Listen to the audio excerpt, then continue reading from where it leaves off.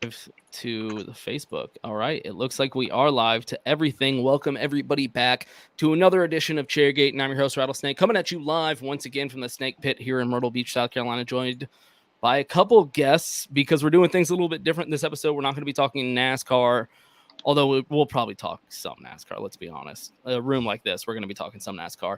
But we're going to be talking college football, and I have a few guests to replace Dakota since he couldn't be here this week. Turnpike, why don't you introduce yourself? Well, howdy. I think this is my first time on Chairgatin, if I'm not mistaken. Definitely not first-time commenter. Yeah, I've been terrorizing these comments for a long time. But anyway, if you don't know me, I am the host of another NASCAR podcast, Right Sides Only, and I've been friends with, I guess, most people in here for quite a while here. This is kind of like more of a hang out with friends kind of thing. But hopefully going to not look like an idiot and make people think that Wisconsin are a lot cooler than we actually are. So let's go. All right, Cody, take it off. Hey, I'm Cody, your host with the most from the LTC. Obviously, yeah, everybody should know me, I feel like, on here, right? I feel like we all kind of cross paths enough where we're all familiar. I can't express enough, though, how much I know that I'm going to hate every single person in this room tonight, but I'm excited for it. It should be fun. Well, I hated you before I got in here, so. Same. What's up? Jake Watt, second time on Chairgatin podcast. Ex NASCAR full-time worker, part-time NASCAR worker. Go Pack. All right. What's going on? This is Dalton Good. Tonight I am known as Vaulton Good. Go Vols. I'm also from the LTC from East Tennessee, and I'm ready to talk about how Tennessee's back this season. Oh, the fake UT. All right, let's get into Shut it. the fuck up. What's up? It's Chairgatin coming at you live. Hello, come right in.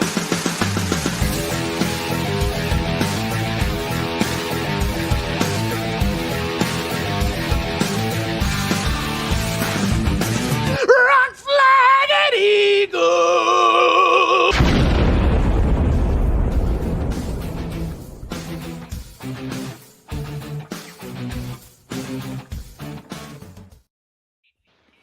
So I just thought about this.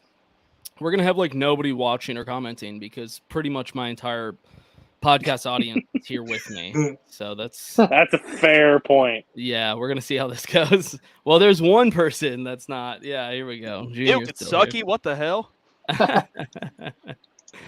Yeah. So, yeah, we're going to see how this goes. I know personally, obviously we're all NASCAR fans. That's why we're here. Most of us, either talk NASCAR into a microphone or actually work with NASCAR.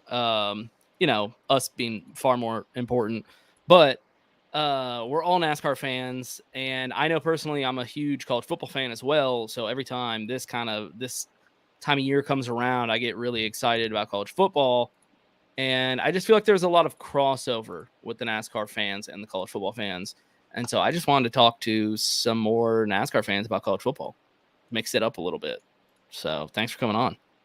Hey, thanks for having us, buddy. Yeah.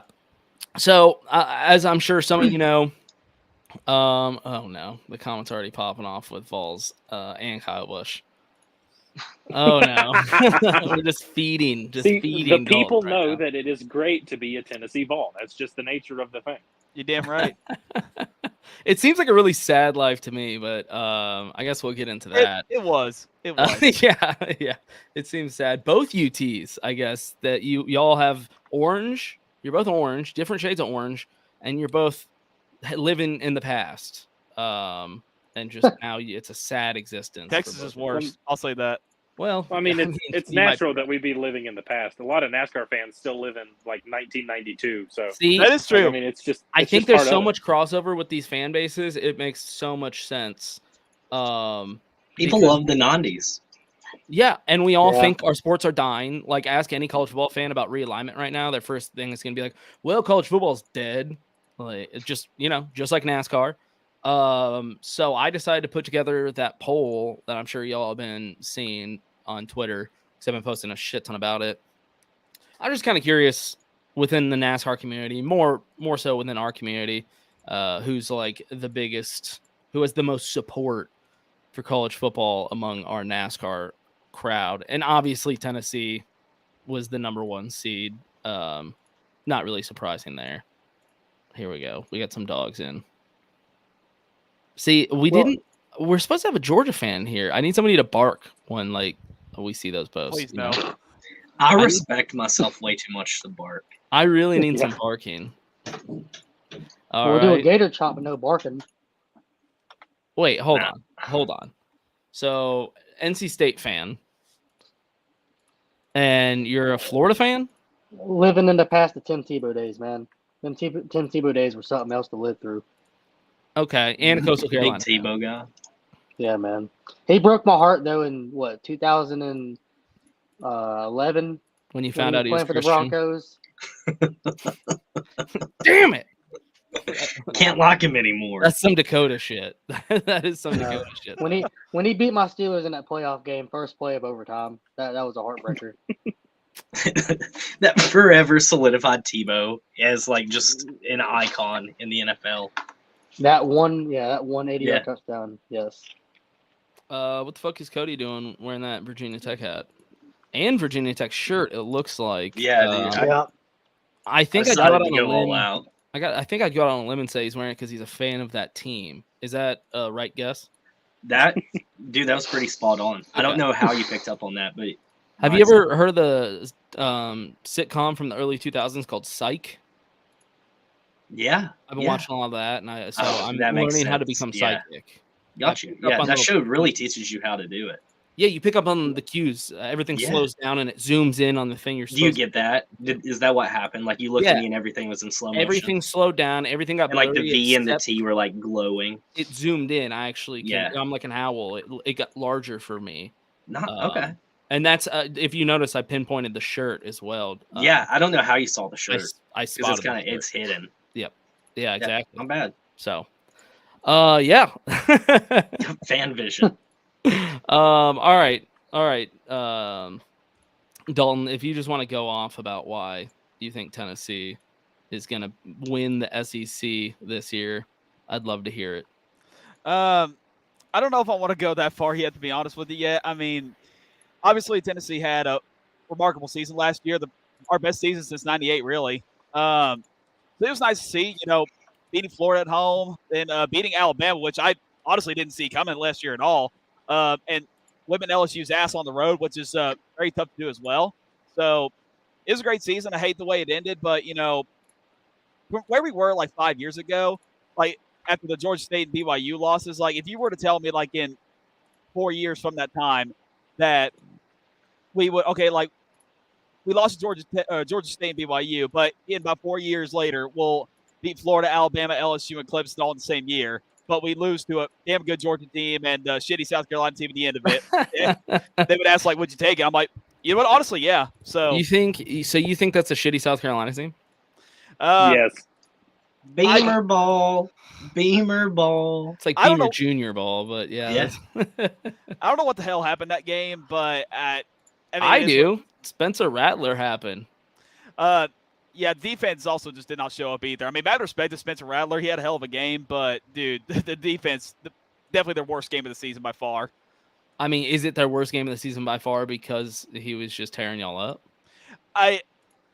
What pissed me off is that the week before they played at Florida, and he scored, no points at all whatsoever. I know. Yeah, it was a dud. But also, I mean, well, I was going to say, you don't want to compare your defense to Clemson necessarily, but, I mean, they beat Clemson. Yeah, really just the secondary for Tennessee is what gave me, the most problems last year. Everything was fine except the secondary. Just, I think from what I've read that they had, the 128th worst passing yards in the whole country. And I think Middle Tennessee State, Arkansas, and somebody else were, right behind us too, which is very unacceptable. So, as for this year, I don't think the offense is going to slow down any bit, even with Hendon Hooker, Jalen Hyde, and Cedric Tillman gone. You don't think changing up the QB is going to it won't change anything, won't slow anything down? I honestly don't think, like, as long as Josh Heupel is there coaching, like, that offense is always going to be fast as fuck, dynamic. So, like, Joe Milton also seems like he's been improving to me a little bit more. I watched him at the Clemson game. That was honestly like his biggest test for this upcoming season.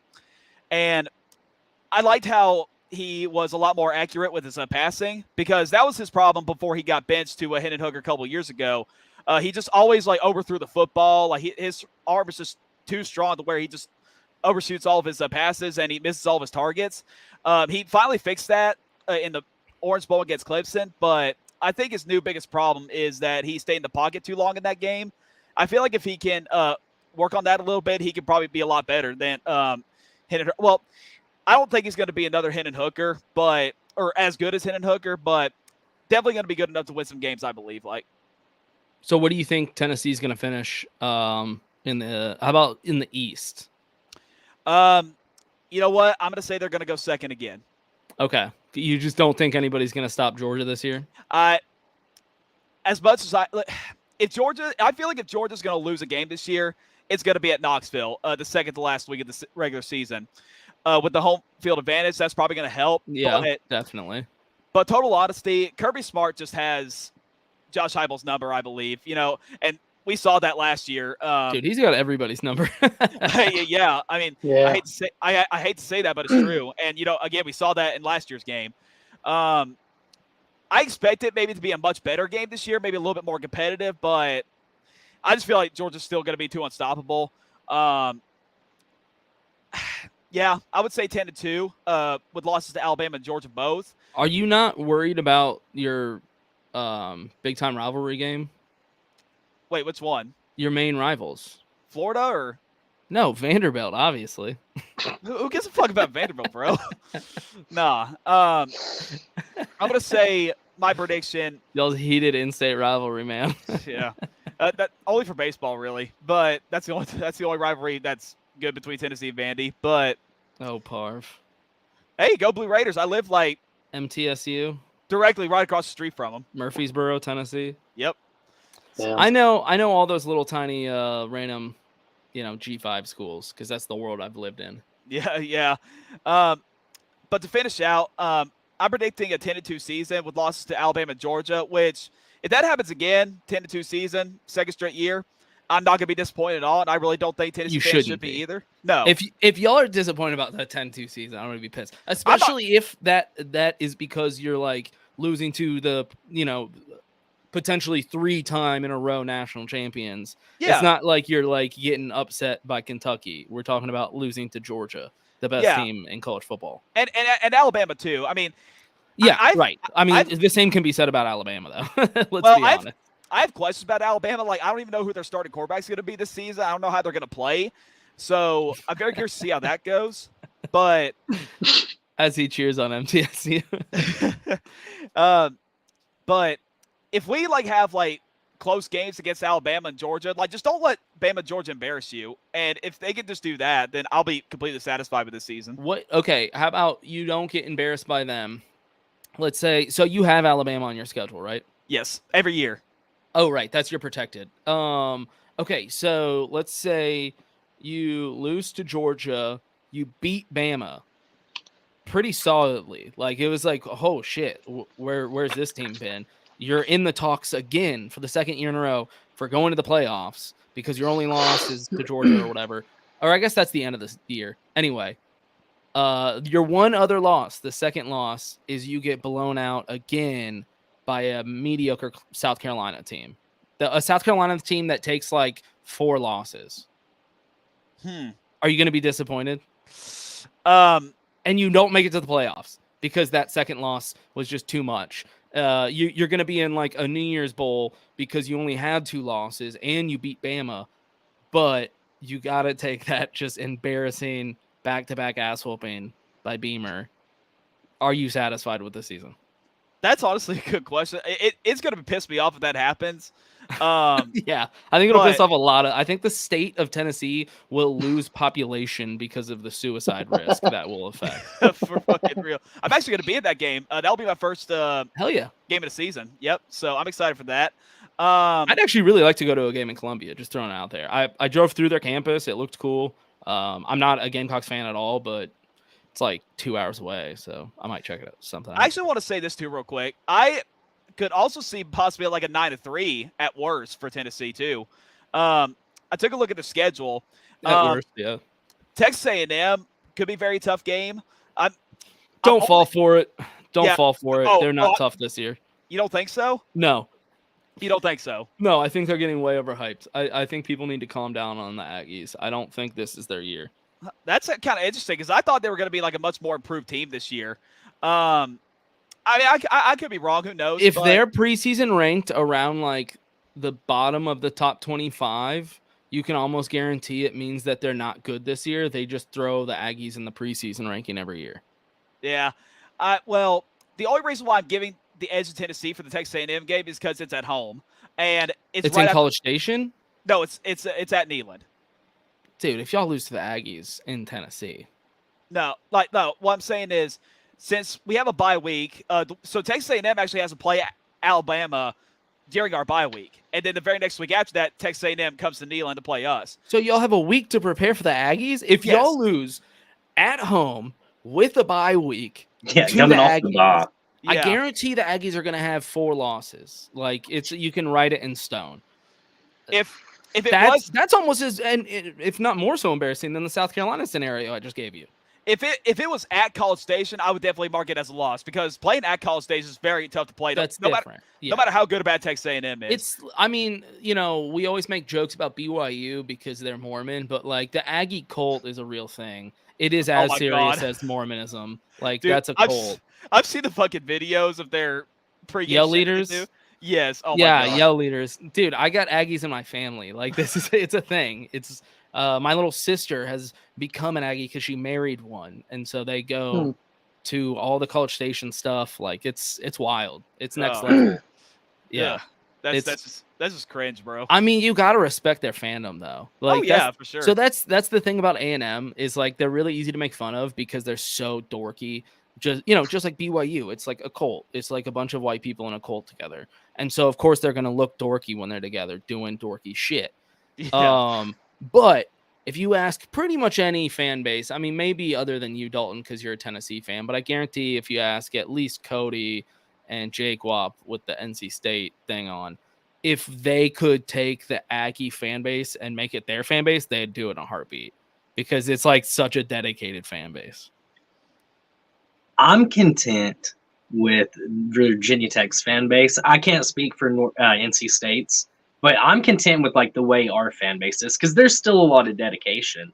Trouble in fucking paradise right now, but I'm content with the fan base. Do people show up to watch your football team though anymore, or are they just showing up just for the intro and then they leave? No, I still see like a good fan base down there at Virginia Tech. Yeah, I mean, what's happened to that program, dude? Hold on here. So I took down some notes because I just wanted to gloss over a few things.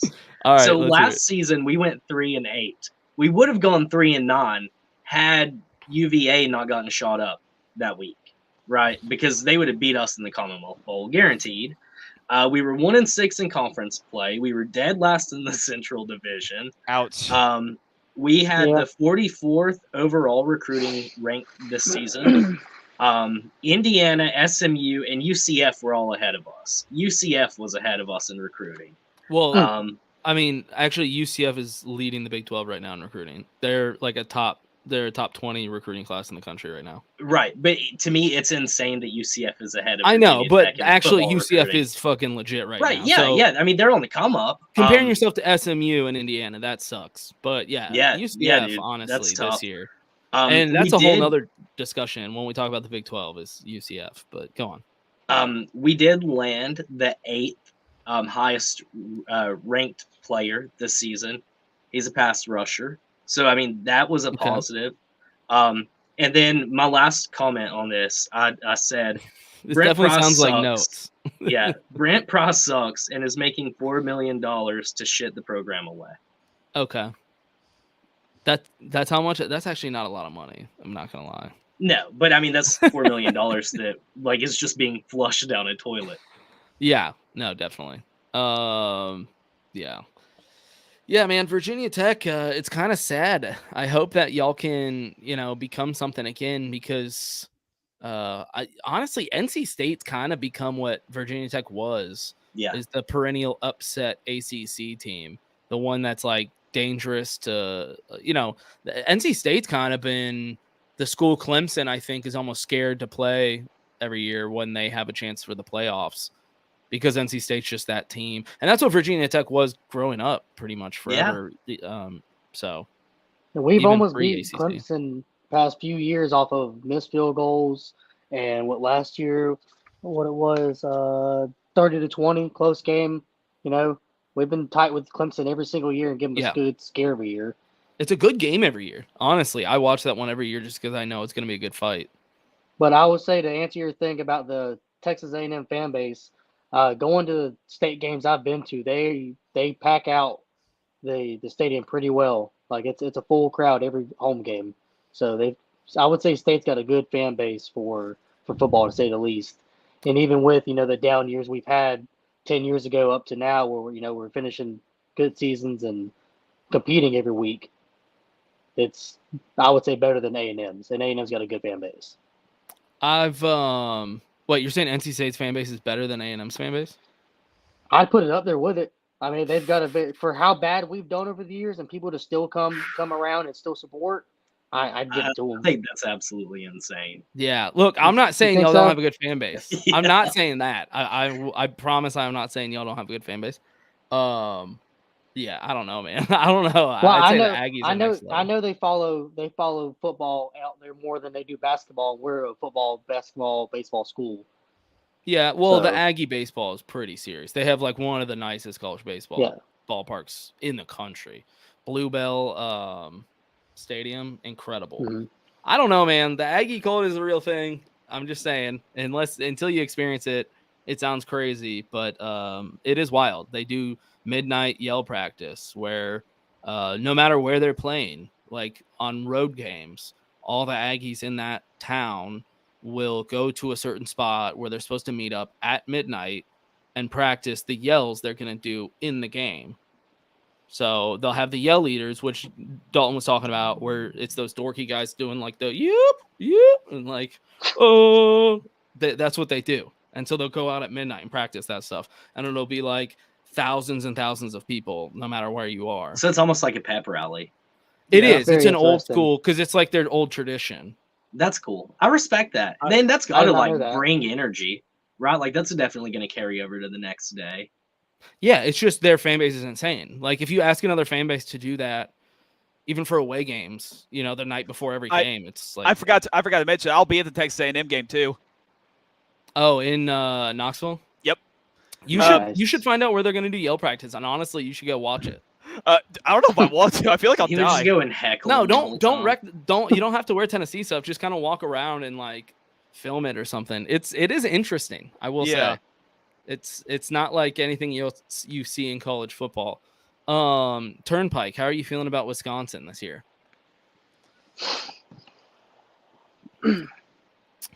Okay, good answer, Turnpike. Thanks. Oh, Oh Nope. no! Damn it, Dakota. can you hear me? Damn now? it! Hello? Damn it, Turnpike. Hello. Hello. Yeah, you're back. There. Sorry, I don't know what was going on. The outlook for Wisconsin is kind of like me during this call. We're there, but that's about it. We haven't had a good team since 2017. We haven't got a quarterback. We haven't got a defense or a head coach. But we're there. So somehow we're ranked, I think, 19th, which is generous. It's the Big Ten. You're getting the Big Ten. Right now. I mean, that is true. Yeah, other than that, I don't have anything super positive to say other than we're there. we're gonna lose to Ohio State. We're losing that one. Probably all of the other Big Ten games except for like Indiana, some of those kind of things. Nebraska, definitely. If we don't beat Nebraska, I'm gonna cry. But the good news is that we have a cool stadium, and that's about all we got right now. Well, I mean, honestly, y'all are probably going to win the Big Ten West. I mean, consolation prize, I guess. But yeah, that's true. The Big Ten West is kind of just we had trash, a couple years where being a Wisconsin fan was absolute peak. Going in 2015, 16, 17, beating LSU. Yep. We had some really, really good teams. We had Jonathan Taylor, running back. We had some ridiculous defenses with TJ Watt and all those guys. And we kind of had a little bit of a golden age right there and would just come up short in the Big Ten championship every year and never did anything with it. So yeah, because when you finally get to the Big Ten championship, it's when you actually have to face yeah, Ohio State or Michigan or Penn State. Yeah, the powerhouse. We played Ohio. The one that stands in my mind is when we played Ohio State, and I forget this is several years ago now, but I forget what it came down to. But basically, it came down to like 4th and 1, and we got stopped on 4th and 1, and that's how we lost. It was a competitive game. We've always been in competitive games. It's just never came out on top. That sounds like some Big Ten football shit.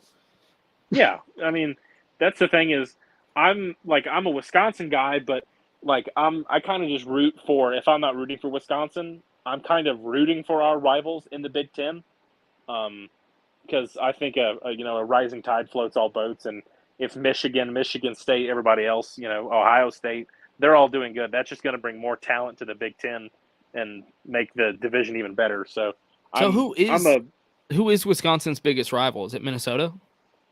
That's the thing of me not living there. I don't get the same rival experience as people that are sitting in the stands. But Minnesota is huge with what made you a Wisconsin fan then? I have no idea. I've been a Wisconsin fan since I can remember, and it's just one of those things that why do you like anything? I guess is the way to talk about it.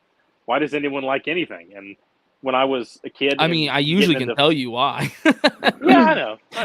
But when I was a kid getting into football, Wisconsin was just what I went to, and I've been a Wisconsin guy ever since. So well. They'll always consistently have a winning team.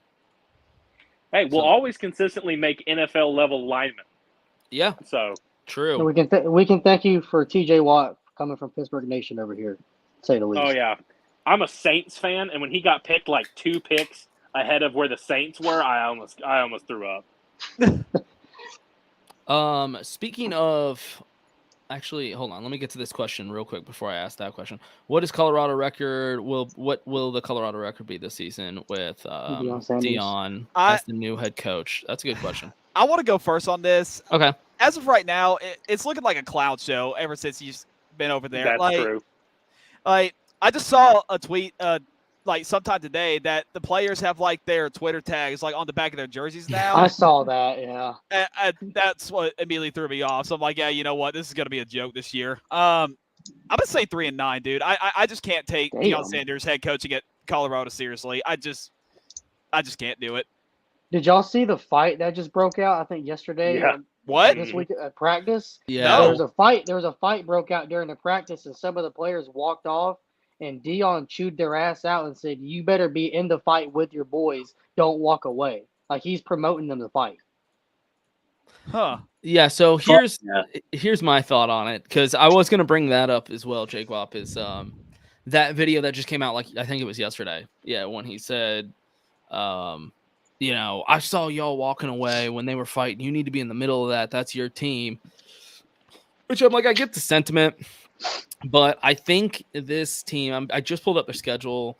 They're opening the season with TCU, which is tough. Ouch. TCU.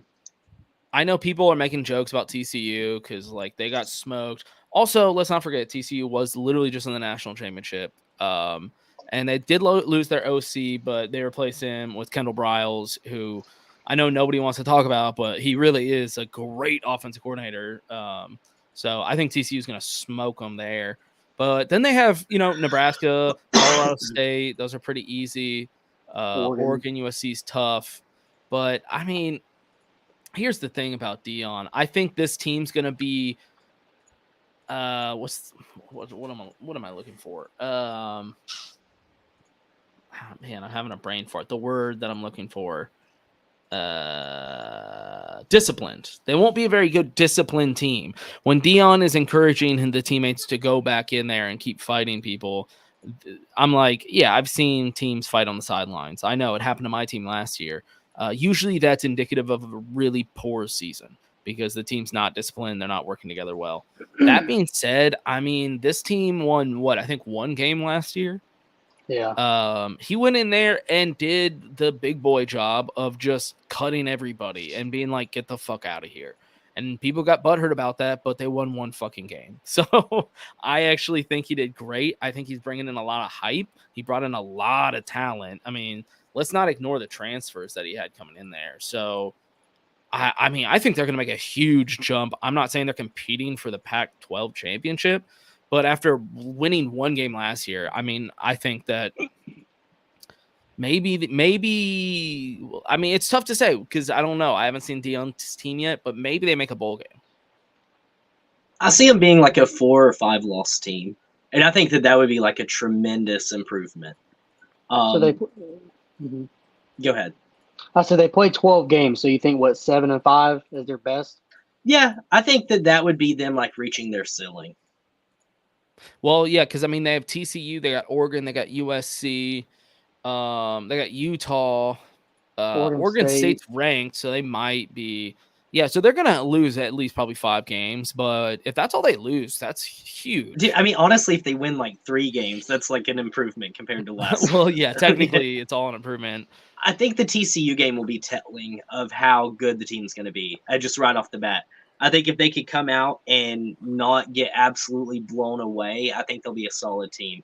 But if it's like 63-3, then it's going to be a tough season, I think. Yeah. I can also very well see them upsetting TCU week 1 and people freaking out and saying Dion's the answer. And then TCU ends up just like having a down year and Colorado ends up, with like 5 wins. That would be hilarious because I could definitely see that happening. That's a very college football thing to do. I'm just still not sold on the Colorado culture, and it sounds kind of stupid to be a stickler like about something like that, but like it's true. I know it's not just a football program thing. It's kind of a college-wide thing, because I have a friend of mine who was she lives in Colorado. She was a track champion out there, and she pretty much had pick of any school she wanted, and she went to Wyoming instead of Colorado, because of the culture there.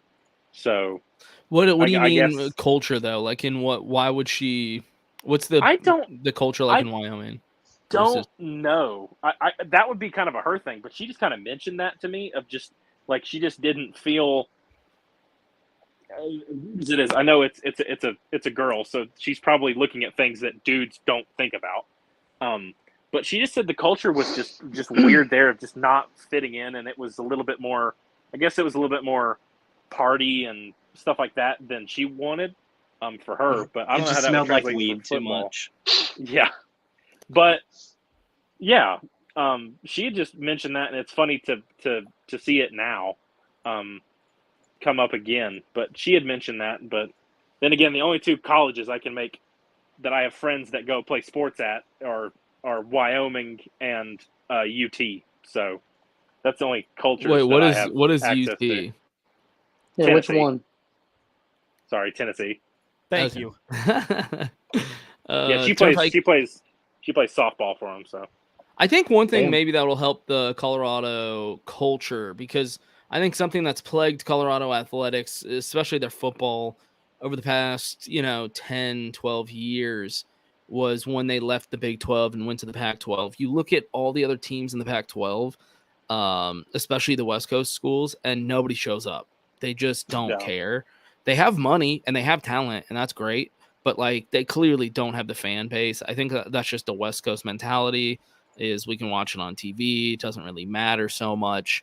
That kind of culture really hurts Colorado because they're not on the West Coast. I know that Boulder's in the mountains, but half of Colorado is very rural, flat farmlands. So I think them going back to the Big 12 is greatly going to help that, because when they were in the Big 12, man, they were good and they were competitive and they had a good fan base. The rivalry Colorado had with Nebraska and Oklahoma, and Kansas State, those were awesome games. Missouri. So I hopefully that helps the culture. I know Dion, when he first came in, he was a big proponent of joining the Big 12. He said specifically he wanted to start playing games in Texas so they could recruit out of Texas again. But he thought kind of the same thing, is they need to go back to the old days of the Big 12 when they were relevant and people actually cared, because nobody goes to Colorado games anymore. And that's sad to see. Well, I think it's kind of goes back to I guess being a fair weather fan. I don't know, of just, it's like that for a lot of cultures and college cultures, whatever. But if they're not winning, people aren't showing up, Yeah. And I think it happens when they're not playing their rivals anymore. Yeah. I think Colorado's best rivalry in the Pac-12 when they went there was Utah. Probably. Which they're now joining the Big 12 with them anyway. They never really formed a rivalry with any of those West Coast schools very well. And so I think Colorado getting to play the Kansas schools again and Iowa State and the Midwest schools, I think actually should help them care. One thing that I was curious about, though, is something that always interests me. And I wish I could get do research on this. I'd love to start a website that actually tracks this information. I want to go around. I already asked Turnpike, but I especially want to ask Cody and Jake Wap. Dalton, I kind of already know what the answer is going to be. But what are your two biggest rivalries for your school? The two teams that your fan base, maybe you in particular for some reason, but more so your entire fan base. What's the two teams that y'all really want to beat and cannot lose to? Cody, you can start this one out. Definitely. I mean, it goes without saying, Virginia. Mm-hmm. That's the in-state rival for us. As far as an ACC rival, doesn't have to be ACC. It could be anything. Just what's a team that is it Marshall? Or Marshall's good for history. Honestly, right. Dude, I feel like James Madison or Old Dominion. Anytime we play them, they fuck us up. Really? Same goes for ECU. Yeah, dude, there's just something about those mountain teams. They fuck us over anytime we play. Interesting. I feel like Tennessee is a rivalry that we just don't get to see. I know. It's disappointing. I feel like it could have really been something cool. Dude, they could have made the Battle at Bristol an annual game, and it would have sold out every single year. I thought that was I was there. It was awesome. Yeah, it was incredible. I'm so thankful that I got to be there. I can't tell if y'all can tell, but the background currently is that game. I can see it. Yeah. Yeah. I did not go to this game, but I did hear that from friends that went that the viewing was terrible. I'm sure I it was awful. I guess maybe it's just all in where you were sitting. I had fun seats. If you were in the turns, I'm pretty sure you couldn't see shit, but maybe if you were in the straightaways, it wouldn't be as bad. But you got to be there for that moment. I was gonna say, does it matter, or are you just you're there so you can be there? Yeah. And you had the big ass Colossus up there, it was there. Yeah, that's how I would have been. If I would have there was no way I could have get tickets for that because they sold out just like that as soon as they went on sale. If I would have been there, it probably would have been tough to see. But since that's the first football game we ever had at Bristol Motor Speedway, you could tell your kids, hey, I was at a football game at Bristol Motor Speedway. Kind of like how when I sat in the first ever game. Oh yeah, that's true. Eagles and Redskins did a preseason game there, right? Yeah. Yep, back in the 60s. Preseason doesn't count. Yeah, I don't. But it's kind of like how when I sat on top of the infield care center rooftop at Bristol Motor Speedway, you couldn't really see all that much, but being at that special spot, watching a race right there is just badass. So that's what I would have said if I would have went to that game. East Tennessee and Western Carolina played at Bristol? Yeah, we played the weekend after. But nobody showed up. Oh, okay. No, they didn't promote it at all. I'm sure that was attendance was a little different. Yeah, well, that was the first year that ETSU had its football program back in playing. So there wasn't even a home field for them yet. They were playing at the high school's stadium that season. It does make sense. East Tennessee and Western Carolina, though, Yeah, Yeah. proximity wise and that's stuff like that actually makes a lot of sense. that's actually like an interconference rivalry. Oh, good. Okay, Yeah, that's good. I it's love the it's regionality stuff. the rail battle is what that Nice. rivalry is. I yeah. love regional stuff, which is why I thought the Tennessee and Virginia Tech thing at Bristol was just so perfect because it's like Dude, kind of yeah, in it's between both of split them. down the middle. It's on the yeah. state line. Like it's just so perfect. Like a border battle. Yeah, Yeah, literally. I mean, like the football gods literally placed Bristol there for that opportunity, and they only took advantage of it once. And it's not with Virginia. It could have easily been with Virginia and been like, oh, it's Virginia versus Tennessee. But it's like, no, we're going to actually play the team with like a real fan base that actually Right. will show up to games, that's in the mountains. You know, like it was the right team. Those two teams together, it would be such a cool rivalry. I really wish they would do Hell, that. I think you could probably do that with Tennessee and Appalachian State too. Oh yeah. I don't know that App State's there yet. Yeah, but I mean, do you want to schedule App State and have potentially get upset like by App State every year? Dude, I don't fuck Virginia with Tech's a free win, dude. Yeah, dude. Take I that one. would much rather take a loss to Virginia Tech than App State. I was gonna say, like, I never fuck with App State. I learned from 2016 to never do that. Dude. No one should fuck with App State. That's just what they do. Dude, like they got a rowdy ass little fan base too. Die hard, dude. I was fans. I was talking to a buddy about driving up to Boone this year and going to a game because I've been to the campus a bunch and in the town, but I've never been for a game. It's a beautiful. It's awesome. It's awesome. The Coastal game in App State this year definitely be the one to go to if you go. I know that's what we were talking about because we wanted to see App State because we're gonna go to a Coastal game and we wanted to watch App State, but we were like, oh, they're playing in Boone. And we're like, man, maybe we should just drive up to Boone because I love that town. It's probably so my favorite college town in all of America, to be quite honest. I should have. I so should have went to college there. I could have got in because of my family, but I didn't. Yeah, I mean, when I drive around Boone, I'm like, man, I should have went to college here. I love that town. It's great. I'm sure everybody here has been there. But yeah, absolutely love that place. Well, fun fact: the reason I could get in is I am a Boone, so I could have went up there, but I decided. I mean, it's App State. I was hoping the reason you could get in is because you were spelling your name. No, apparently having the town named after you is like a big deal or something. So it's cool. Wait, it's Turnpike Boone. Is that the name? No, it's on one of my grandmother's side, so I don't have that name anymore. No. Okay, so Jake Wop, from the NC State perspective, I mean, if I had to guess, it's UNC. Obviously, y'all hate them. It's probably secretly ECU a little bit, which y'all probably don't want to admit, but like, no, there's no secret to that. Both them schools hate one another, like fan base wise, and I know ECU definitely hates y'all. Yeah, I mean, we love beating the shit out of them every year because we always get give them an ass whooping. But yeah, we just like being the big brother beating on the little brother every year is all it is for that. But they definitely don't like each other from school to school. So is it? Would you say the two main ones are ECU and UNC then? I would say the other big one, and it's like a 2A, 2B, would be Wake Forest.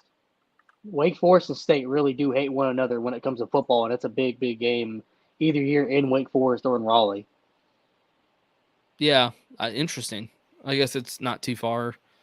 Yeah, I've never been to one of y'all's games, but I've been to the stadium a few times because I've been to some Hurricanes games, and obviously, as you know, it's just like the same parking lot. Yep. Yeah, I would love to go to a game sometime. I think my brother has season tickets, so he goes to every single game.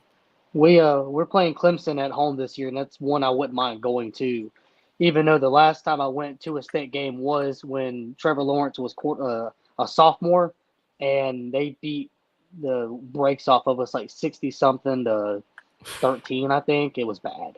Yeah, that's brutal. Yeah, it was. I think it was 48-8 at halftime or some shit. It was bad. It was a really, really bad game. And did you go to Coastal? No, I didn't go to college. Since I've grown up my whole life 2 hours from Myrtle Beach. We always went to Myrtle Beach, and I just kind of, fell for a liking for Myrtle Beach as a whole, and just kind of caught on with the Coastal Carolina vibe with the football part of it, and just became a fan that way. Nice. Yeah, I'm definitely gonna go to a game this year. Right. Dalton, Tennessee. I'm guessing it's Alabama #1. Is it Georgia or Florida #2? Florida, probably, right? Well, here's what I'm going to say about that. Yeah, yes, you're right, but it's basically 3. But if you're going to say 2, it's definitely like Georgia and Florida. Excuse me. Yeah. Now, Alabama's like a big rivalry. I know that Alabama's like own that rivalry for the. I past thought that 15 was years. y'all's like #1 rivalry. Like that is the rivalry. Well, here's the thing, though. Like, yeah, we hate Alabama and we play them every year, Right. but that's an SEC East, SEC West matchup. So It's a rivalry for UT fans. Alabama fans are like, it's another free win. Pretty much. That's what it was for. That's 50 what years. it was for a long time, dude. Until I have a until lot of last year. Alabama friends, and they would always make jokes about that. That they were like, "Yeah, it's their Super Bowl. We don't really care." Yeah. But y'all were trash for a while. I mean, It's- to be fair, Until Yeah. last year, that's what the case. But yeah, But honestly, if we lose to Alabama, like whatever, like it doesn't hurt us in the East. But it's true. if you're Tennessee and you want to win the SEC East, you have to beat both Florida and Georgia in the same year. I can't stand the Florida Gators. Like I feel like I hate them more than Georgia. Okay. I feel like we finally got Florida figured out, and they're on a struggle bus. Like Yes, I they just are. Yeah. Billy Napier, I think he's way over his head. Doesn't know what the hell he's doing. Very curious to see how his recruiting process goes. He's actually not doing terrible in the recruiting class, but this year I think is going to be a waste. Like they have like zero offense whatsoever. They got a solid defensive line, but really that's about it. And they got like no offensive weapons. Well, and who in the SEC doesn't have a solid defensive line? That's true. Yeah, I mean, no Yeah. offense, but it's just like the SEC is kind of known for that. So But if that's your only attribute in the SEC East, that's probably not great. But yeah, to answer your question, yeah, it's Georgia and Florida for sure. If you want to win the East, like I said, you got to beat both those teams every single year. Because Okay. if you do that, like Vanderbilt, Kentucky, Missouri, South Carolina, like easy enough. But Right. And I think the SEC as a whole has done a really good job about that. Obviously, they get with the conference realignment stuff, which I want to dive into right now. The SEC gets a lot of praise from pretty much everybody just for being so regionally accurate. Although at this point, I mean, it's called the Southeast Conference, and Missouri and Oklahoma and Texas, like what's the Southeast anymore? It should just be the Southern Conference. Can we just all agree? It's just like that's the whole. It's not the Southeast. I think Oklahoma and Texas are like is accurate, but Missouri, I don't think so. Yeah, I mean they just have to call it the Southern Conference, and Missouri is like kind of Southern, but it's just that would be a better, more generic title that works. I agree. It makes me mad, dude. Nothing pisses me off more than like just we're talking about college conferences, and they can't even get like the geography, the Big remotely close. Ten. The Big Ten with 18 teams now. Yeah, now we have the Pac-2. Yeah, the Pac-4. But speaking of conference realignment stuff and Tennessee rivalries, this conversation got brought up on one of the podcasts I was listening to. Was the direction that a lot of conferences, including the SEC, are going is pods instead of divisions. I have a very opinionated take on this. I wanted to know specifically, this is a good question, I think, for Dalton, because protected rivalries is such a big deal with the SEC, because pretty much anyone in the SEC East can claim that they're rivals with anyone else in the SEC East, and vice versa with the West. It's just been such a good conference for being able. Mississippi State, who's their #1 rivalries? Ole Miss, LSU. LSU, who's your #1 rivalries? Alabama, Ole Miss. Ole Miss, who's your, they're all entangled. So I was just wondering if they're going to a pod system, which only means your school gets 3 protected rivalries. How do you feel about that? I don't really know, to be honest with you. It's just you just can't take that away. I mean, it's tradition. It's kind of like how we are with NASCAR. You just cannot take away tradition. I feel like that's probably what they're trying to do here. I remember when they were talking about when the SEC, they were probably doing like a 9-game, conference setup. Right. Yep. And yep. like 3 permanent rivals. And for us, they were talking about Alabama, Kentucky, and Vanderbilt. I'm like, look, I get it. You know, Kentucky, border battle, Vanderbilt. Well, and they National have to give State. like Kentucky to somebody. You know what I mean? Yeah. And this is my problem with pods. Okay, this is where it all comes back, and this is kind of where I'm getting heated. It bugs me because now we're just having to like be like, well, Tennessee's real rivalries are like Georgia and Florida, but like we kind of got to share them with other people. So we're gonna give Tennessee Vanderbilt because they need somebody, and Kentucky because they need somebody. South Carolina, the proposed one, I don't think had a single SEC East team on it. And I was like, you're just throwing South Carolina out just to toss them out there. Like, I think clearly, they had Georgia. Okay, did they have Georgia? Yeah, I'm sure they did because the border battle pretty much. No, I don't think they did have Georgia. I think they got like Kentucky or something. I know they had Kentucky, but I feel like they had. They did not have Georgia, dude. They took Georgia away from them. Oh, really? I'm almost certain Georgia had Florida.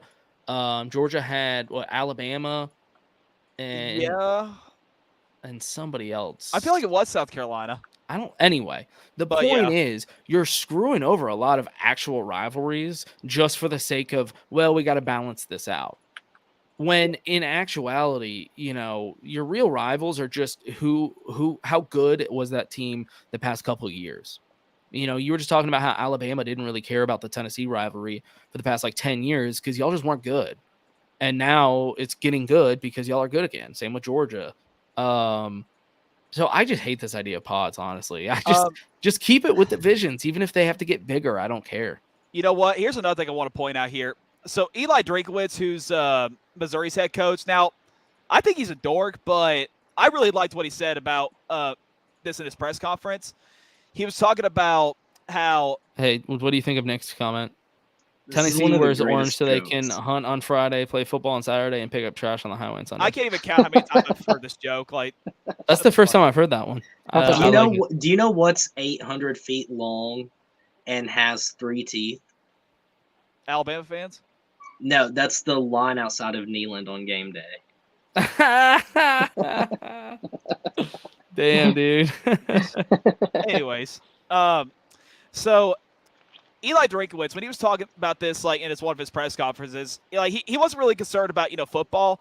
He was kind of concerned about everybody else, like volleyball, softball, basketball. He was basically concerned about the student athletes have to do this. Like, I think for the Southeast Conference, it's going to be okay, but the Big Ten and Pac-12, I don't like at all because that just doesn't make any sense whatsoever. Because first of all, who gives a shit about UCLA versus Rutgers? And second, when he talked about student athletes, one of them tweeted, like the reason why I chose a school was so that my family could be close to come watch me play. Right. And if they have to go all the way to New Jersey to watch us play Rutgers, like if they're in UCLA, then that's gonna make it tough on them. And also for the student athletes, they have to go. They're at UCLA. They have to go to Rutgers to play. They go back to the airport, and the very next morning they got to go to class. That's just like it's gonna be very tough on them. But of course, we all know why we're doing it. It's all for money. You're not gonna win with that. So, yeah, just. Yeah, Pac-12. West Coast Big Ten teams. I guess just to kind of gloss over that, 2024 college football, the Big Ten is going to have UCLA and USC and Oregon, Washington and Oregon. So now they have the entire West Coast. They have 4 West Coast teams with a conference that's based predominantly in the Northeast and Midwest. So that'll be interesting. The heated USC versus Rutgers rivalry is going to be just a fun matchup with nobody there to watch it. Yeah. So that's. I want to say one more thing about this, like real quick. Actually, you know what? Damn it, I forgot what it was going to be. Fuck. What the hell, dude? You just stopped me. He interrupts you to forget. That's the wildest thing I've ever experienced. It happens to me all the time, dude. And I was just like, yeah, go on. Oh, actually, let me hijack you. Oh, we got it. Go. I finally got it back. Sorry. I apologize. So big. Okay, go. For the Pac-12 and Big Ten, Yeah. like, if the Big Ten is going to get, like, all these Pac-12 teams, I think they should just make, like a whole division. Like, the Pac-12 joint teams, conference. well, like the Pac-12 can like stay all together in their conference. Like they're still in the Big Ten, but they stay all together, and then everybody else like up north, like Ohio State, Northwestern, Michigan, et cetera, they stay over there, and then the Pac-12 can play like one team from up north like once a year while they still stay around the regional area with Washington, Yes. Oregon, and so on and so on. I hope that's where they're going with this. Why the Big Ten picked up Oregon and Washington. I hope that's kind of what they have in mind. It's like, well, let's keep these West Coast schools kind of together, because we were just talking about the great thing about the SEC is the regionality. And if the Big Ten can kind of artificially replicate that with like divisions or pods, I mean, that kind of solves the problem. It's like, well, we only have to play those schools like a couple times a year. We mostly just focus on this region. That's because not as bad. We all know the Pac-12 is going to die. Like it was bound to happen. Yeah. They never expanded. They never tried to do anything. They stuck up their nose at all the Texas schools. I mean, I can go on and on about the Pac-12, but so if you they were bound to die.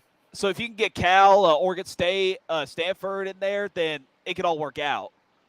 But, well, the problem is nobody wants them, because this is also, we're talking about how this is all for money. Those schools just don't pull money, man.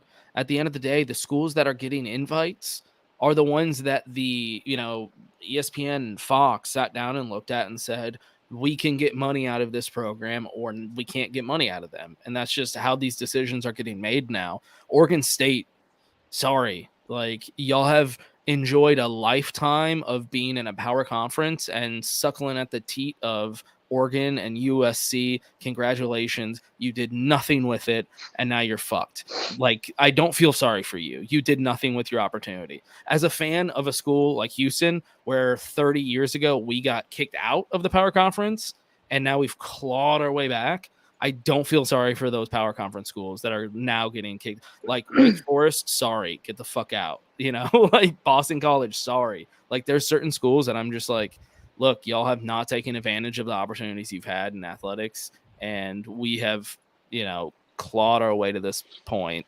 There's going to be the trimming of the fat. It's just going to have to happen. It's dollars. Yeah. UCLA and Purdue is the John Wooden rivalry. Yeah, I don't know. Jaguap, I guess, and Cody, this, is important to y'all because all the signs are pointing to the ACC is next on the chopping block. I don't know what rumors you've kept up with, but how do you feel about this? The TV deal isn't up for the ACC until 2036. Though. Yep. Right. So and the buyout is insane. Yeah. Yeah. So I don't know really how much leverage the ACC as a conference has, with teams that are thinking about departing and whatnot. And of course, it's all going to be voted on if a team decides to leave. I feel like the ACC has been stagnant for a long time, apart from Clemson. And that maybe like we could go back to the Jameis Winston season for Florida State. But apart from that, when it comes to college football, the ACC has been stagnant for a very long time. And I think we're going to see it more so this season. Right now, I'm looking at the rankings. There's only 3 ranked teams right now for the ACC. That's Clemson, Florida State, and NCU. I remember back in the day, dude, you'd have like 6 or 7 ACC teams in the top 25. And of course, this is preseason, it's untelling. But I haven't seen anything great from an ACC team in a long time. And I think that is starting to like wreak havoc across the ACC. Games, there's not as much attendance across the board, unless you're Clemson, unless you're, yeah. But other than that, like you said it a second ago, Boston College, why are they there? Wake Forest, why are they there? I mean, apart from basketball, Georgia Tech, yeah. Duke, other than basketball, yeah. I mean, even Louisville sucks. Like, yeah, and Virginia Tech sucks too. Don't get me wrong.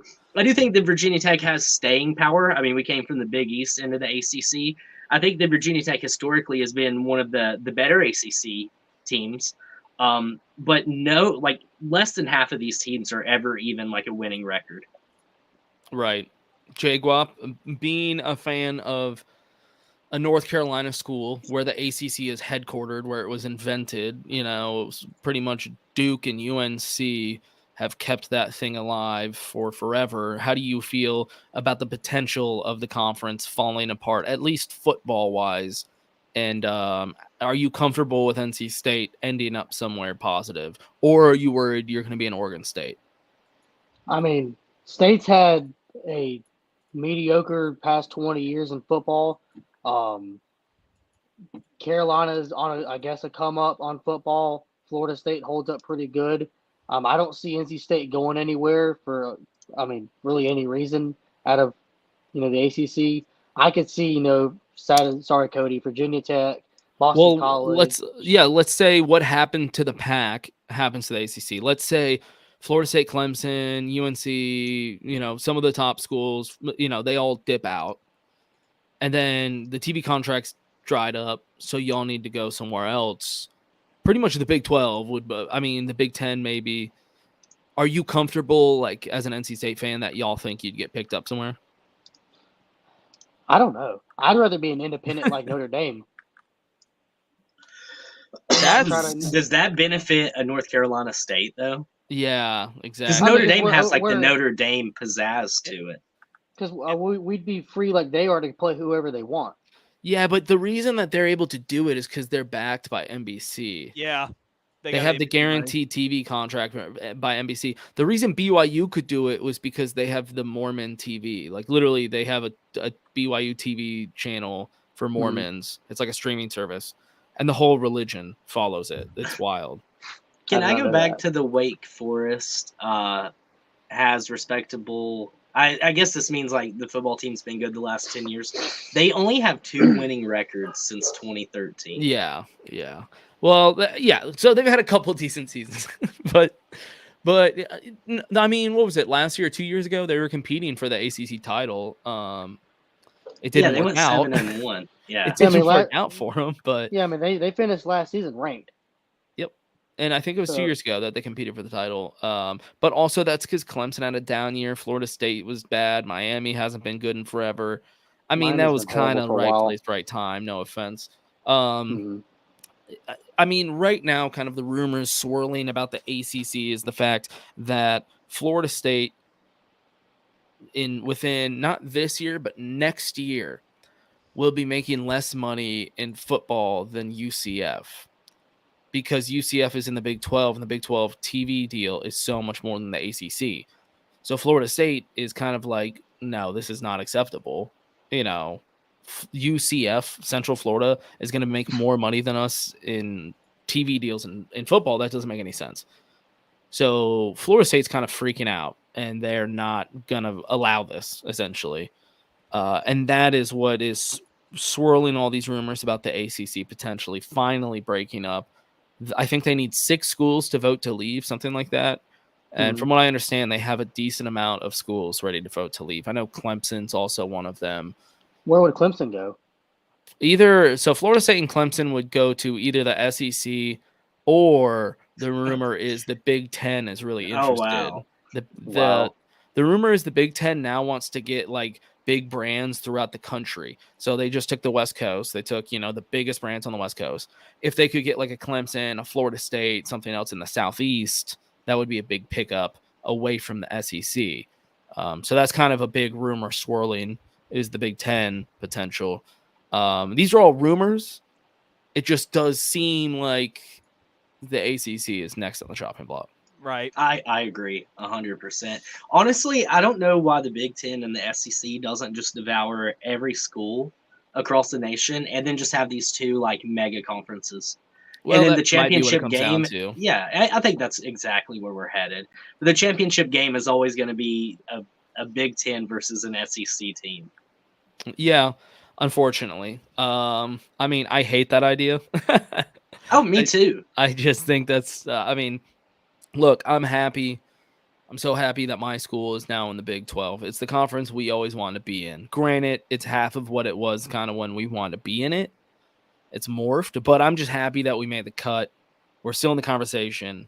The Big 12 still exists. And it's becoming the I'm in a Big 12 group chat, and somebody had a great joke about how it's the battle of the mediocre or middle tier schools. And which is why NC State and Virginia Tech, honestly, if the ACC breaks up, will probably find a home in the Big 12 because I think Virginia they're Tech schools would that are go. just kind of they're competitive. They're always competitive, but they're never the top brand. I think the Virginia Tech, if they break up, I think that they would go to the SEC by default, Yeah, just due to location. I can say the Possibly. same thing as I can say the same thing for Clemson and Florida State too if their deals don't go well. So that was what I was going to say. So the SEC, if they expand, which they kind of need to at this point because they're falling so far behind, Right, due to the Big Ten, yeah. they need to add 4 schools, And which You is are- interesting. with Clemson and Florida State both, you already got like the rivalries that they have. You know, Clemson and South Carolina, Florida State. I mean, So- you can make that work. Yeah, because the argument is like, well, they already dominate those markets. Why do they need more schools? The counter argument, I love doing this with myself, is that they can't let those schools go to the Big Ten because now they're giving up chunks of their territory. So they could lose Miami. You know, they're like, whatever. You know, we can lose UCF and Miami. We can lose some of the other schools, but like we can lose Louisville, right? We have Kentucky. But Clemson and Florida State would be big losses in the Southeast if the Big Ten caught them. So, yeah, I think the SEC has to get those 2 schools. The question is, what are the other 2 schools? I'll say Virginia Tech and Miami. See, I don't think they care about Miami. I think they pass on the Miami market. They own Florida. If they have Florida and Florida State, you know, Miami will probably just join the Big 12 with UCF. And no offense to UCF or Miami, they're both great brands and they're, you know, all that. But Florida is Florida State and Florida, like the whole state. You know what I mean? It's like in Texas. It's like there's UT and A&M, and then there's like Baylor, TCU, Tech, and Houston. Like we're off, you know, we're still respectable and everything, but like the state choose it. That's why the SEC doesn't need another Texas school. They got the A&M and UT. That they have the state of Texas. I think with Florida and Florida State, they got Florida. I'm almost more inclined, Cody, to your original thought of Virginia Tech or a North Carolina school as new markets. Yeah, and I mean, I think that here's the thing, though. Can North Carolina and Duke be separated? Well, Can you do that? Football wise, yeah, because they don't give 2 rats asses about playing one another. But basketball, hell no. Yeah, basketball's a whole different conversation. if I'm going to be more honest, does it have to be one of those 2 North Carolina schools? I mean, it could be a Wake Forest and a State.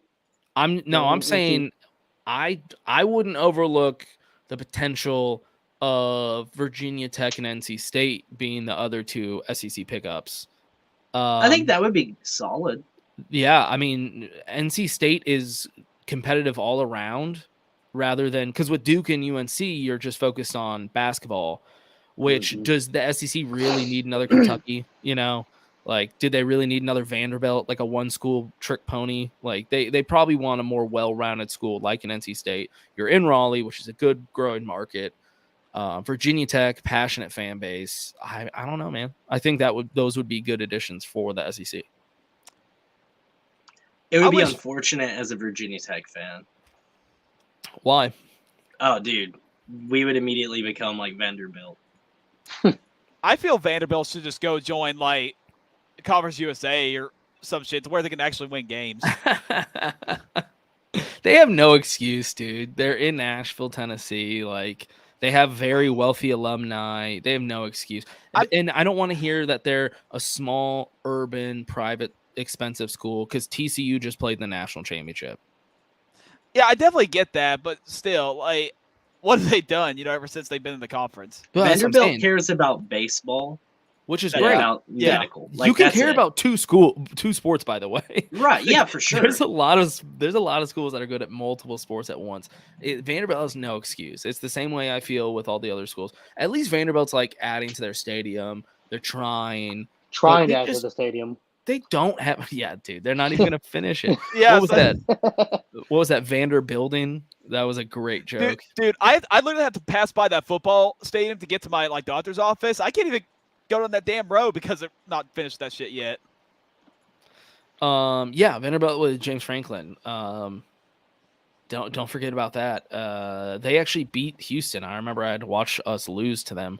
I mean, yeah, I don't know, man. They just don't have an excuse. They're in the SEC. If TCU, a small private Christian school in Fort Worth, Texas, playing in the Big 12, can play in the national championship, Vanderbilt in the SEC and Nashville, Tennessee has no fucking excuse. Not only that, but also you can't attract like big names to one of the fastest growing cities in America. Right, like it's not like Nashville's some like scum city that nobody wants to come to. Right. Everybody's coming to That's Nashville. the thing, dude. You have all the celebrities and like it's a poppin' city. That's what I mean. They're in Nashville. Like that's a huge market. I mean, good. You have good athletes across the state of Tennessee that all would love to go to Nashville.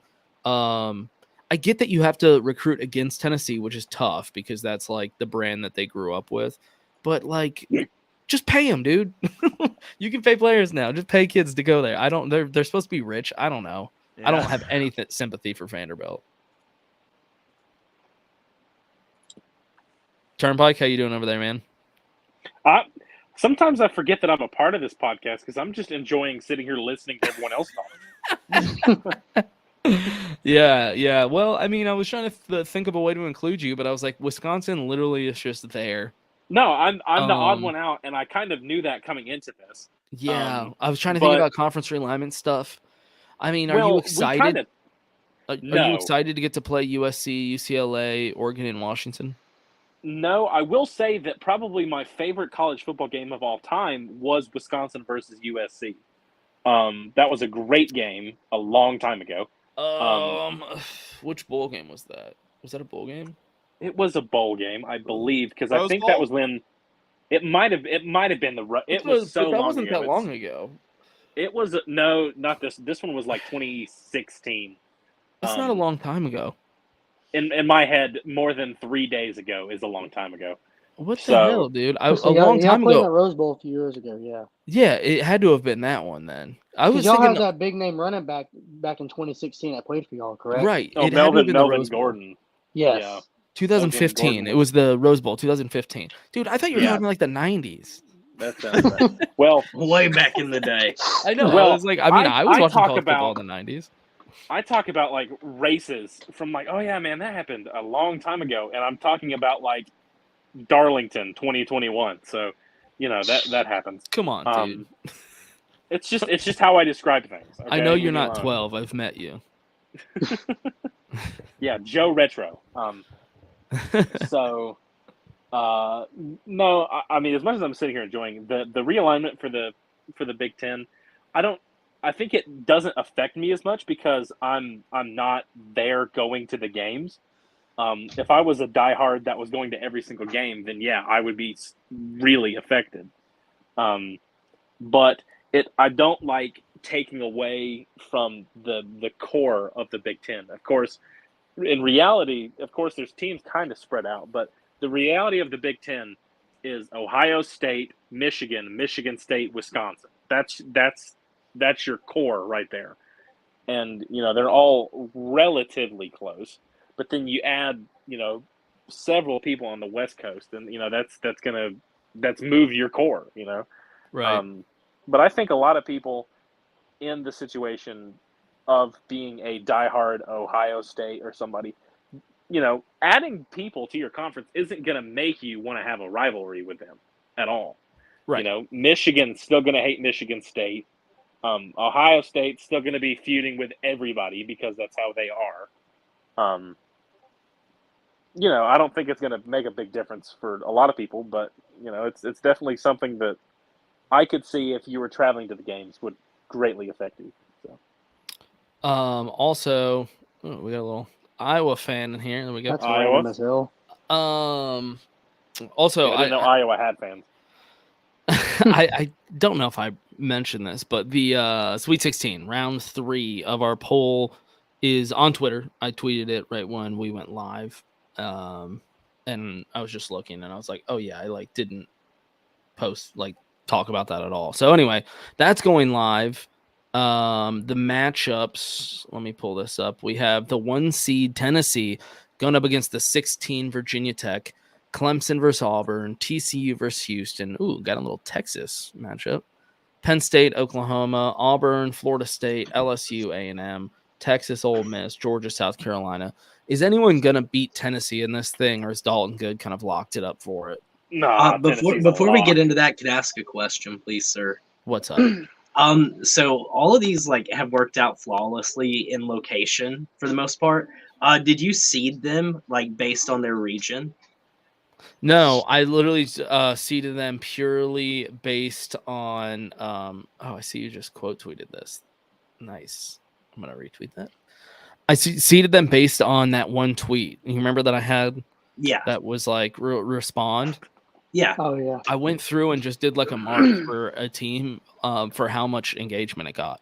So Okay. like Tennessee was the 1 seed by 12 different Tennessee posts. The next seed was what was it? I think Auburn with 6. So that's Okay, how much I more gotcha. Tennessee engagement we had, like literally by double. So a lot of the seeds were like Auburn, Clemson. Like a lot of them had 6. So I would just kind of like randomly do the seeds at that point. But yeah, no, I didn't actually like put any bias in it at all. Oh, that's cool. Crazy how it worked out that way then. Why were you asking? If you look at like all the matchups, they're kind of like geographically close to each other for the most part. Are they? They are. You got Tennessee versus VT. Clemson and Alabama's a little iffy. TCU, Yeah, I don't know about Houston. that. Penn State, Coastal. I mean, that's. I don't know. The TCU Houston one is kind of wild that we ended up meeting. Penn State in Oklahoma. Yeah, those are kind of. Texas Baylor was close. Yeah, the TCU the TCU U of H one, I don't know how those two have come together. It's like the battle of the underdogs because we were both like, I know why U of H is, but anyway. So everybody go retweet that, go vote. And any last thoughts on college football going into this season? Is there anything you're excited about for your team? Maybe a prediction on how you're going to do this year? Just to wrap it up, Turnpike, you want to start off with Wisconsin?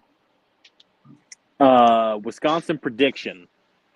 I think we're going to be kind of middle of the road right now with a transitional period with, the front office, head coach, and a new starting quarterback since Graham Mertz left, who wasn't that great to begin with. But transition season. So my expectations for this season are, I'm not going to lie, very mid. But it's kind of one of those things that I'm okay with it because I see that we're trying to, build for the future. So mid, but in a good way. Okay. My prediction is y'all are going to win the Big Ten East, or what is that? The Big Ten West? You're the West, right? I don't even remember. I I think don't it even is remember West. off the top of my head. You're the Big Ten West. Y'all are going to win that and then get smoked by Michigan in the Big Ten East. Yep. That's That's kind of how it is. Like right now, we don't have any of the firepower to stand up to any of the top guys. So just want to be a good fish in the middle of the pond, and see what we can get. So.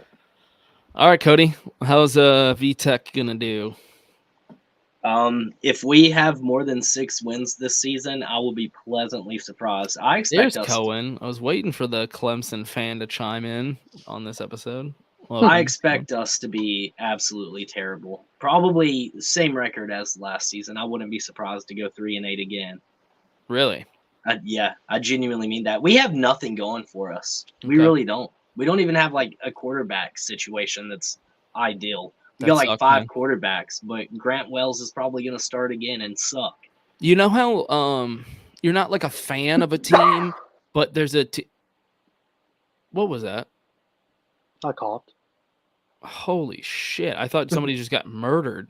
So you know how like you're not a fan of a team necessarily, but there's a team off the distance in another conference that you're always kind of like, I hope they do well.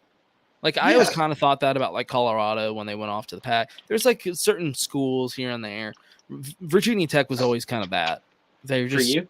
Yeah, they were just kind of there, and I Cool. really liked y'all's entrance. I like your fan base, so I'm always rooting for y'all to at least be competitive because I think the ACC is better when you are. I agree. Virginia And I don't Tech- think, and I'm not even trying to be biased. I agree. Virginia Tech has the best damn interest in all of college football. Like it's Hands even better. down.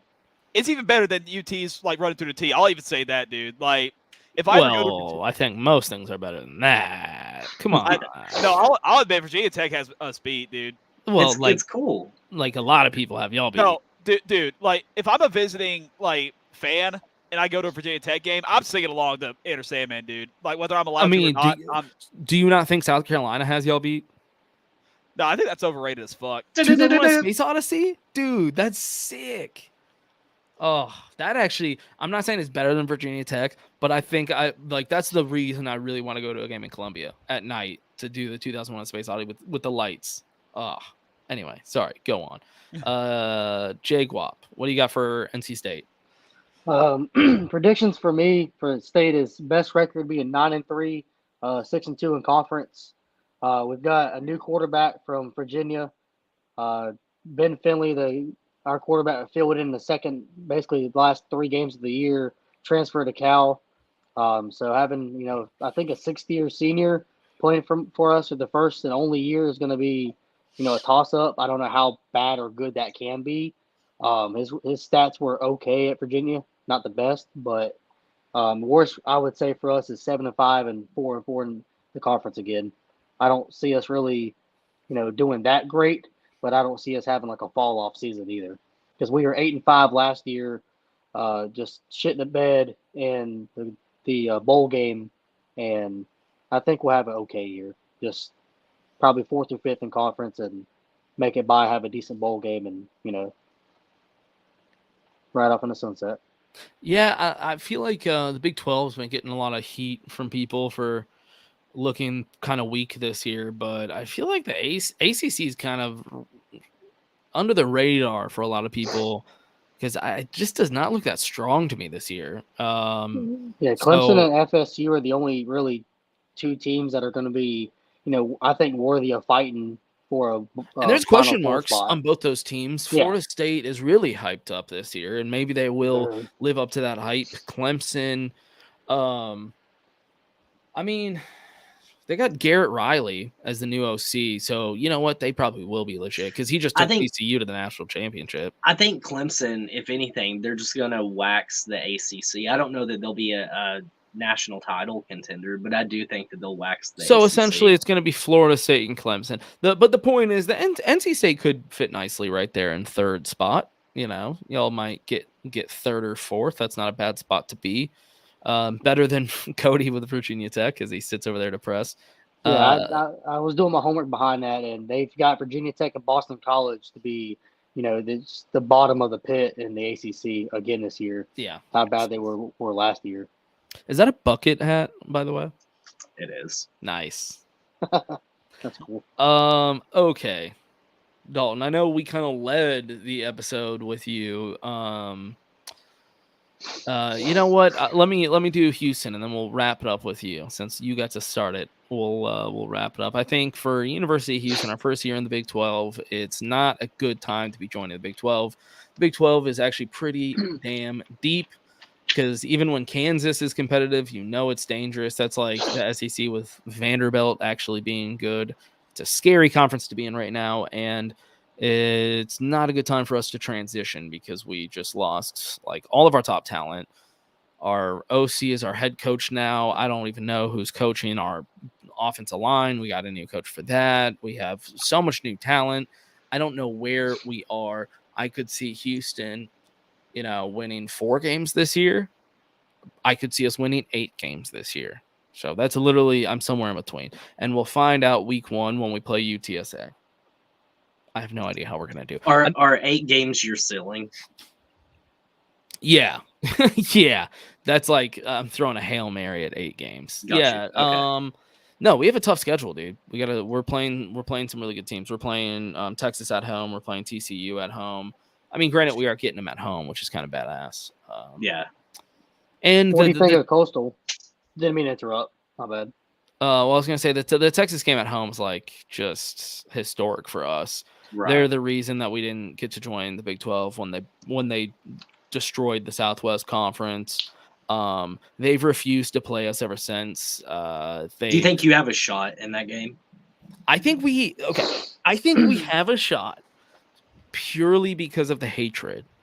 Like, Okay, it's gonna like fuel it. We're not rivals with UT. I'm not even gonna try to entertain that, because I know every school in Texas. If you ask a Baylor fan or TCU fan, a Texas Tech fan, what's the most heated rivalry? Like, what team do you hate the most? It's always UT. And if you ask a UT fan, they're like, it's Oklahoma and A&M, and I don't care. So I'm not gonna pretend like it's some kind of rivalry, but for us, it is. For us, we want to murder them. I mean, they have essentially put a death sentence on our program 30 years ago. They voted no to add us to the Big 12 for the past like 10 years that we've been applying to get in. They've done everything they can to hold us down. They refuse to play us. We have a long history with them. Literally, our hand sign was started from playing them. There's so much history and hatred built into this one game. And the fact that they have to play in Houston is just kind of a slap in the face because they're going to the SEC. Right. So that's the one game I'm like, we could win 4 games all year. And if we win that one game, our coach is not on the hot seat. He is fine. He will come back next year, guaranteed. Like, what's the hand sign, by the way? The shocker. Okay. Right on. Yeah. That's it. Which is funny because Arizona State now is going to be in our conference with us next year, and that we do the same hand sign. Ours, we invented it, by the way. Arizona State didn't start doing this until like recently, so I looked it up. It's because we used to have a live cougar mascot that they would wheel out onto the field during games, and when we were in the Southwest Conference, it got its paw stuck in the cage and it ripped it off. Oh my god! Yeah, and UT ended up beating us, and they were doing this as an insult, like because we lost. So y'all like took the power, and so we ended up coming back, beating them, and winning the conference for 3 years in a row. And we kind of just were like badass, and so we started doing it back at them. Like, I like that. That's cool. We won. And so that's how long ago did they quit bringing a live cougar out? Because that sounds. Probably shortly after that incident.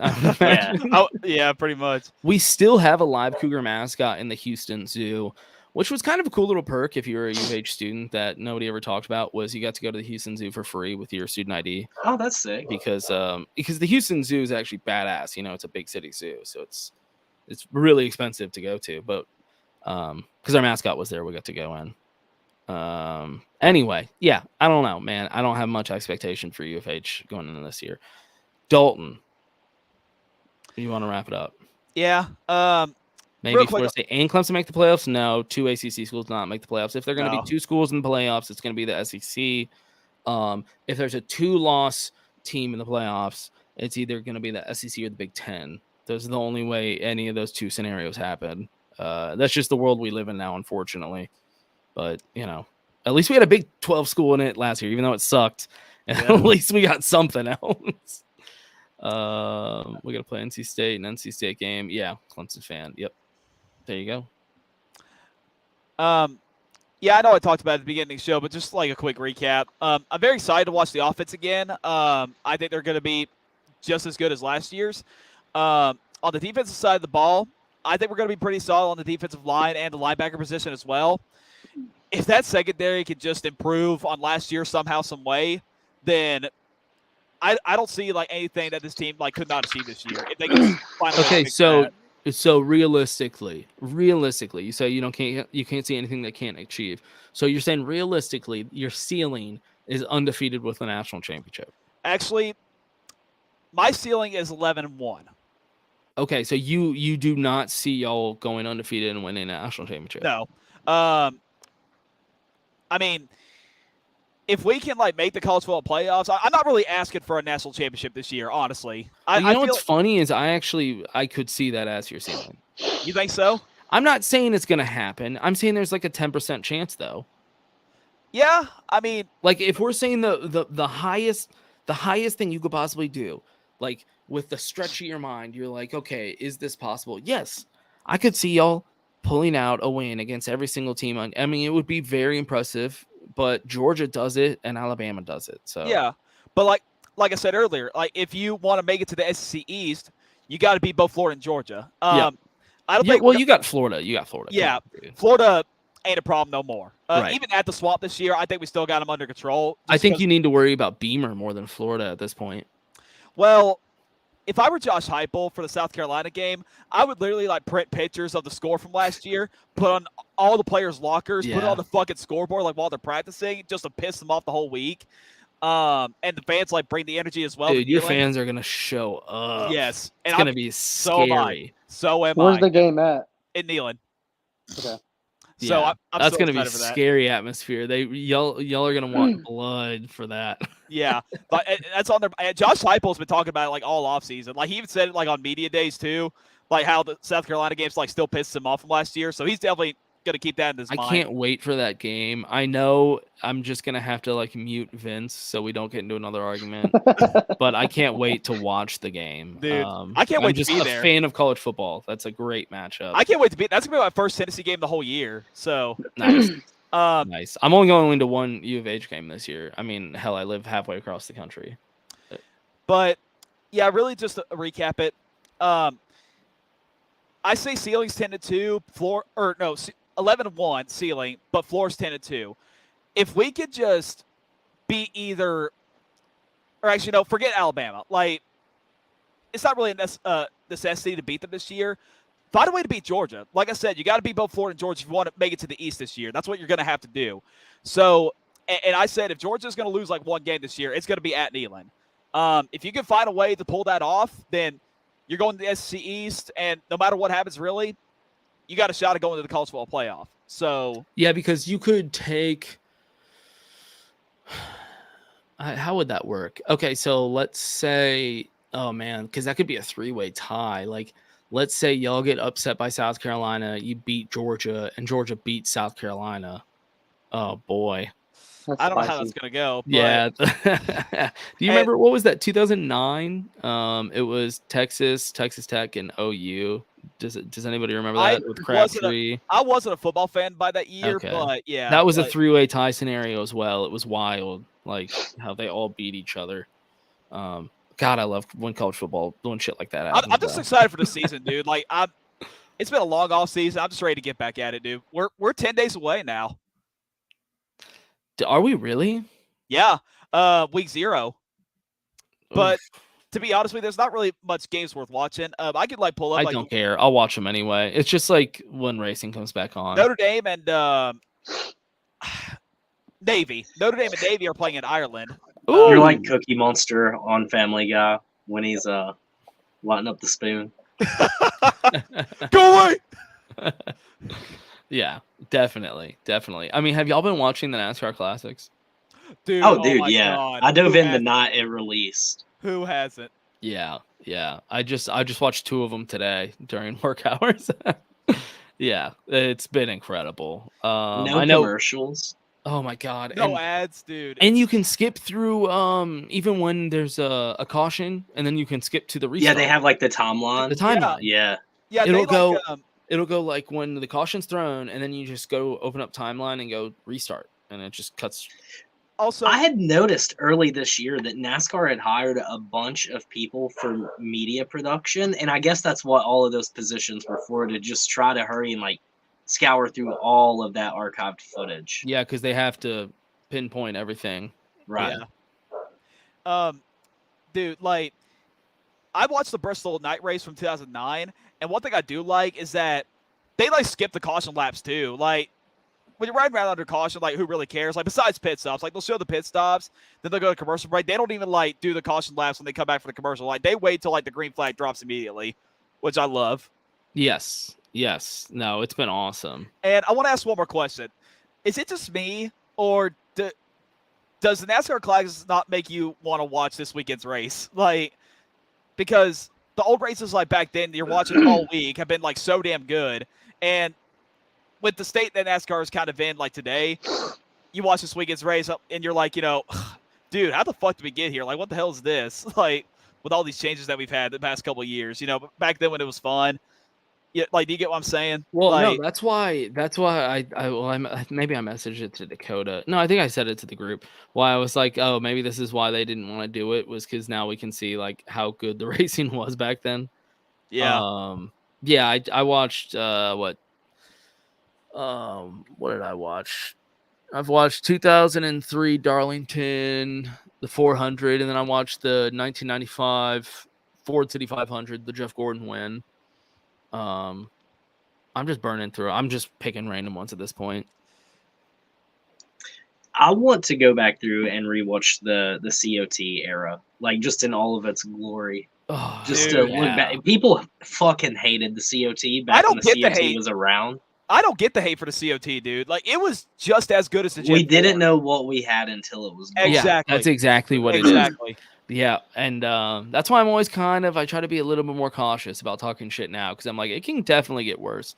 What up, Pop? Let's Good? go to Papa Good. Oh, dude, you're late, bro. You I missed know it. we're just getting off. We're just logging off. Damn it, but, Papa Good. We had to give Dalton a said shout that Tennessee sucked. No, he knows I wouldn't say that. Now, I know coming from working in the sport, a lot of the guys I worked with that worked in that COT era, they absolutely hated that era, and they hate even thinking about those cars. Really? They hated working on them with a passion because they were more anal than they are today by a mile. Wow, They hated them. that's actually surprising to hear. I would have guessed the opposite. They're so technical because of the spoiler in the front and all the braces in the front and all the small stupid shit. Interesting. The spoiler in the back and everything. The They just said splitter. they're so yes. They were just so technical and so much extra shit that was on there that just if it wasn't right, you weren't running good every week. And it's not like how it is today. What's And the they all oldest race that they have on there? They have well, it was the broadcast of the 1951 Daytona Beach race. So it's only like 4 minutes long because 1951 they weren't able to capture like a 3-hour race. So it's just Yeah. like 4 minutes of like a Okay, recap. do you know the oldest like full race? That I know was I feel like 79 is probably it. Wasn't it the first televised race? Was that 79 500? It was the first Yep. it was the first flag to flag. Yeah. Okay, so that's the first one that they have content for, I guess, to be able to do the full thing. That makes sense. Okay. yeah. Because I was like, dude, I want to go back and watch something really old. Well, now shit. I'm curious. Yeah, I'm gonna go back and just look at a couple. Let's see. I want to watch some old school shit now. Dude, like this- I'm enjoying the eras.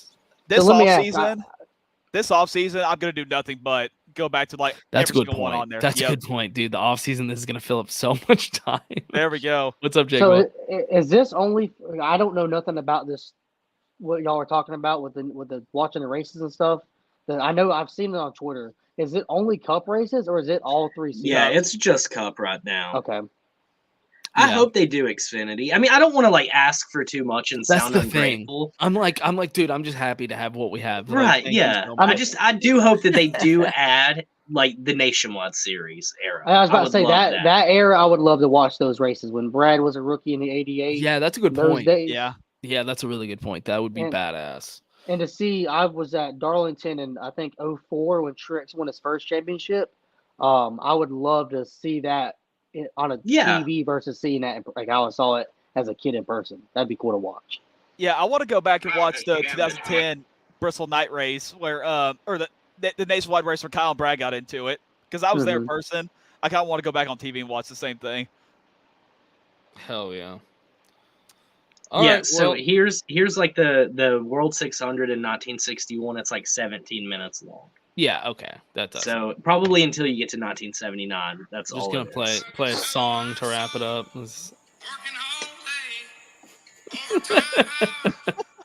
Dude, yes. I had no idea how like divisive that song would be. Dude, it's ridiculous. Like It's just a song. I feel like everybody's missing the point of the song now. I genuinely like the song. But it blows me away that we can make things so divisive. It's crazy, isn't it? Like it is almost in our nature. Yeah, and they're just like, that's like it hurts their feelings. I'm like, yeah, kind of like, but I'm an asshole too. So like, I fuck with what he's talking about because I feel like just common sense, bro. I would tell anybody that to their face. Like, also, what are people mad about? That he's talking about how like our dollar has no value because it's taxed. Like, that's true. Like, what are you talking Right? about? Yeah. Who- I mean, the who's dude on was the other spitting side of that? nothing but facts. Right? Who's arguing? Yeah. They're Who's like, no, well, my dude. dollar's not taxed. No, dude, we need to raise taxes because inflation isn't high enough. Like, what? I say we just maximize out everything. Like just 400% taxes. Ooh. All right, any of y'all going to any more races the rest of the year, or what's y'all's plan for the last basically 11 minus Watkins going this weekend?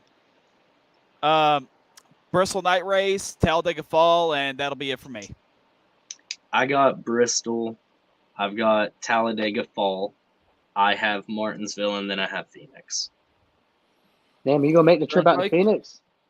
Yep, already got everything set up. Damn. Hey, I kicked off the season at Daytona. I'm going to end it in Phoenix. That way, if I die during the off season, like I lived a dream, you know? Yeah. Well, I think Turnpike officially rage quit, but the only race I have left is the Southern 500. Jay Guap, are you going to be at that? I'm possibly gonna be working it. I'm just waiting on answers right now, and just text back. Not the direct Southern 500, but working probably the Xfinity race that weekend. I'm just waiting on an answer. Okay, cool. Yeah, that's always my birthday weekend, so Dakota's gonna come up and stay with me then. I'll probably swing out there for the Southern 500 just to watch, but no promises on that. All right. Well, you know where to find us. Yeah, I've got. So it's right now. Final pieces are getting worked in, but I'm supposed to go to Daytona for the Xfinity race next week. Going to be working for a team out there. I'll give details once I get a 100% answer Monday. Same thing with Darlington, possibly Bristol, Dega, Charlotte, and maybe it after that.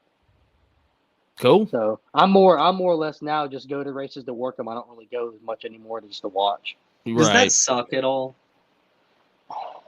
No, because not anymore. Because I see both sides of it now, and I don't have a fandom for it like I used to. Just like I've told y'all before, I root for the guys I've worked for and worked and built cars for and trucks for. And other than that, like I could give two damns about anybody else. Are you glad about that? Do you like that? Do you prefer that over being just a normal hell yeah, that's my driver? Okay. Yeah, 100%. I because I have personal relationships with a lot of these guys. They'll see me and recognize me and have a conversation with me, like a man to man and just hanging like we're hanging out at a bar type of conversation versus having a fandom and buying gear and spending the money on it when you're getting paid to wear the clothes, getting paid to be in uniform for them. Hey Cody, you ready for me to piss you off? Go for it. Ryan Newman is your 2023 SRX Series champion. Damn, he won tonight. He won the championship. Well, I'm glad he had to go to SRX to become a champion. All right. Well, I'm gonna wrap this thing up. Hey, thanks for having us. Thanks for coming on, boys. Appreciate it, man. Yeah, I'm glad we could talk some college football. I like just being able to talk about some other shit every once in a while. So, I don't know if this is what the fans want, but it's fun for me. That's what they That's all got. that matters. It was a good matchup for tonight. Matchup. Dude, if Chairgatin never did what fans wanted, this show would be wildly different. So, that's a fact. Any last plugs? Where to meet y'all or where to find y'all? Dalton Good at do your whole thing. Yeah. Dalton Good, co-host of the LTC from East Tennessee. You can follow me on Twitter at Dalton Good 8 on Twitter. Follow the Left Turn Cult. Make sure you subscribe to our channel as well. We do a podcast every Monday night, 10 Eastern, 9 Central. I'm doing a Rowdy Reactions live stream next week for the Coke 0400 at Daytona. So hell yeah. If you guys want to tune into that, it's going to be a fun episode. Regular season finale. We get to find out who makes the playoffs, who doesn't. So definitely a stream you're not going to want to miss. So make sure you guys tune into that next Saturday night. I'll go next. Hi, I'm Cody, your host with the most. If you want, you can follow me on Twitter at @TheNASCody.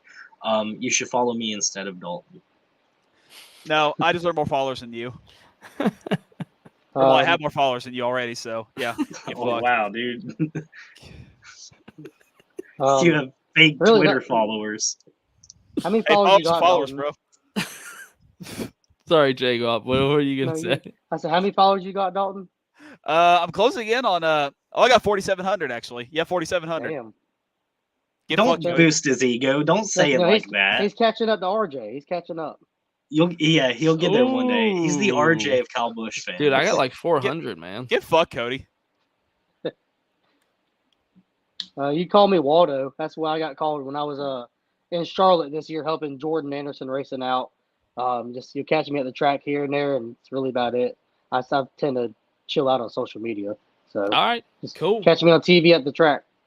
Well, thanks for coming on, y'all. Turnpike. I'm glad you're here.